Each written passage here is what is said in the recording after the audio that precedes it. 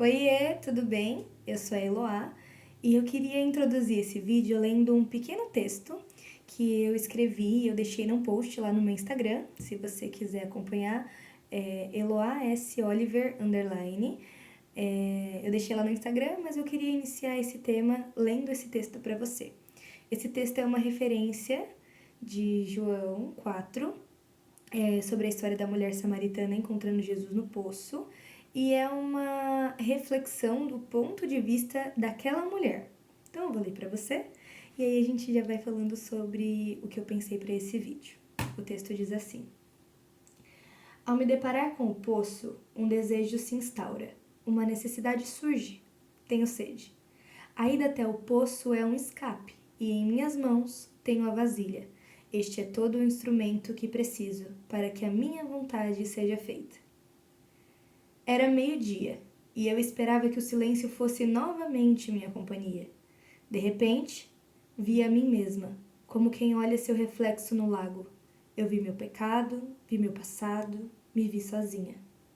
O poço já não me trazia solução, mas aparentemente eu quis insistir. Um homem apareceu. Olhei para suas mãos e não tinha vasilha. Então por que ele estava ali? Ele me disse que não precisava de um instrumento, pois era a própria fonte. Disse que tinha um encontro marcado e que era necessário passar por ali.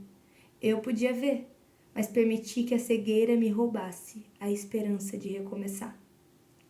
As palavras daquele homem fluíam como água. Rapidamente a minha alma foi cheia, não daquilo que eu queria encontrar, mas do que eu precisava.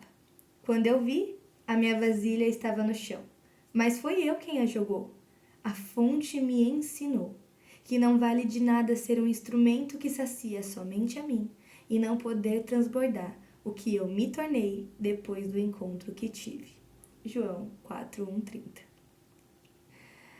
Você já parou para pensar que, pelo contexto inicial da história daquela mulher no encontro com Jesus, ela estava paralisada por conta de questões pessoais, da sua vivência, daquilo que ela estava fugindo, por conta do passado, por conta do pecado, e ela estava paralisada.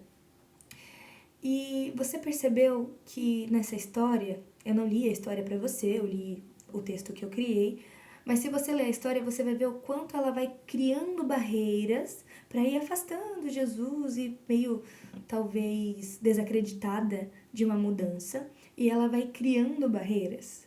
E isso é lindo, porque acontece com a gente nos dias de hoje. A gente vai criando tantas barreiras, tantas desculpas, e aí Jesus vem e despedaça todas essas barreiras. Eu acho muito lindo também, porque em muitos momentos em que a gente, talvez você não tenha passado por isso, mas muitas pessoas que estão na igreja hoje já passaram por situações até mesmo de morte espiritual. Mas Jesus é claro em dizer que enquanto há vida, há esperança. Então, a gente encontra esse contexto de enquanto há vida, há esperança na palavra. Em Jó, capítulo 14:7.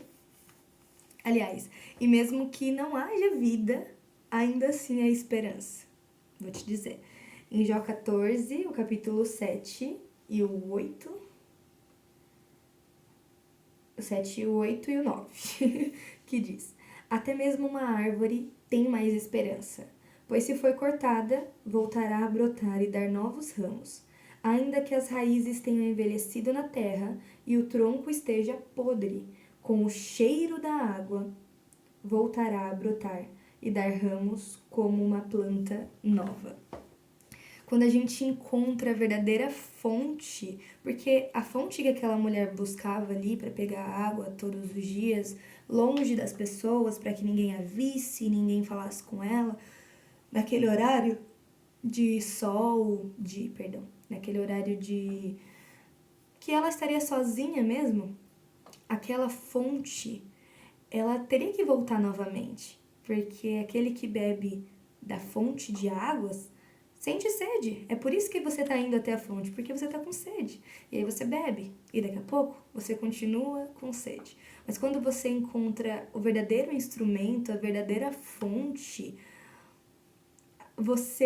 eu não vou dizer que você não sente mais sede. A Bíblia diz que você não terá mais sede, mas no contexto da nossa vida e da importância e da relevância da presença de Cristo, a gente vai estar a cada dia mais sedentos por essa água, sedentos por essa presença, sedentos pela pessoa de Jesus e pelo seu Espírito. Essa será a nossa sede, uma sede da alma, do espírito, não mais uma sede física que nos definha, mas uma sede que nos faz buscar o Senhor e nos encontrar com Ele e estar perto dele e receber vida. Então, eu acho muito lindo essa história e foi até por isso que eu criei esse texto, porque no começo você vai vendo aquela mulher criando barreiras, mas no fim dessa história, ali na referência que eu coloquei de que a vasilha está no chão e aí você precisa transbordar aquilo que recebeu, a gente vê aquela mulher no começo criando barreiras e no fim da história ela se torna ponte. Ela sai gritando: venham ver o homem que conhece de toda a minha vida, será que ele não é o Cristo? Ela começa talvez pensando, a história talvez pensando totalmente em si, talvez pensando o quão aquilo seria importante para ela estar sozinha naquele momento, porque ninguém vai falar nada, porque ninguém vai me ver. E no fim, não importa o que vocês vão falar, olha só quem está ali. Jesus, aquele que sacia a minha sede, aquele que traz a mim um tipo diferente de sede, uma sede que somente a água da vida, o cheiro da água pode restaurar. E quando a Bíblia vai falar sobre a árvore cortada, que mesmo que seque a sua raiz e morra no pó, não importa. Mesmo que pareça não haver mais esperança, ainda há esperança para a árvore cortada. Então, quem somos nós, eu e você, para pensar que tudo acabou, tudo está perdido? Acho que a gente só não entendeu ainda ou só não deu liberdade para que a água jorre dentro de nós, para que essa água seja uma água que traz vida, que vivifica o nosso espírito. Talvez a gente não entendeu isso ainda, talvez você não tenha entendido isso ainda. Então, a palavra vem hoje para te dizer que Ele está à porta. É muito simples, mas precisa de uma posição, precisa de uma decisão. A gente aprende que o Espírito Santo ele não é mal educado. Você precisa aceitá-lo, você precisa querer que ele entre dentro de você, entre dentro do seu coração, para que ele comece a operar, para que ele comece a fazer. É a sua decisão. E é linda a palavra de Deus porque as águas, elas estão se movimentando. Quando havia a história de um moço que não andava e aí tinha uma crença naquela época que o anjo descia e movimentava as águas e aí você precisava entrar ali naquele poço, naquela água para ser curado. E aí Jesus chega e com uma palavra cura aquele homem. A água não precisa ser movimentada por crenças e por anjos e por... Não, Jesus chega e Ele mesmo movimenta dentro de você aquilo que você precisa. Mesmo que não seja talvez aquilo que você espera, aquilo que você almeja, mas é o que você precisa. E quando você percebe que você precisa, essa é a graça da graça. A graça da graça é nos mostrar que somos dependentes do Senhor, que somos dependentes da vontade dEle, que somos dependentes da fonte e da água. Não adianta a gente querer encher, então, as nossas vasilhas e para que a gente não tenha mais aquele que encheu. Não é assim que funciona. A gente precisa encher as nossas vasilhas, mas não em um ato de egoísmo pra gente. A gente se enche para transbordar, para encontrar outras pessoas.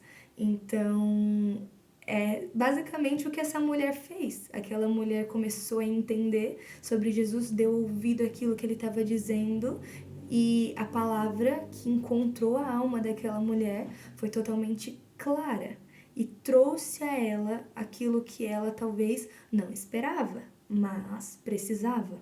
E ao invés de se tornar uma mulher que cria barreiras, ela foi ponte desse evangelho, se tornou uma missionária. Então, deixe que a água te preencha, te faça transbordar, porque mesmo que haja situações de morte, seja espiritual, seja doença, seja o que for, ainda há esperança ao cheiro das águas. E o Senhor é bom em dizer que Ele está contigo, que Ele está comigo e que Ele pode, tudo Ele pode. Curte esse vídeo, se inscreve no canal, deixa o seu comentário e eu te espero até o próximo.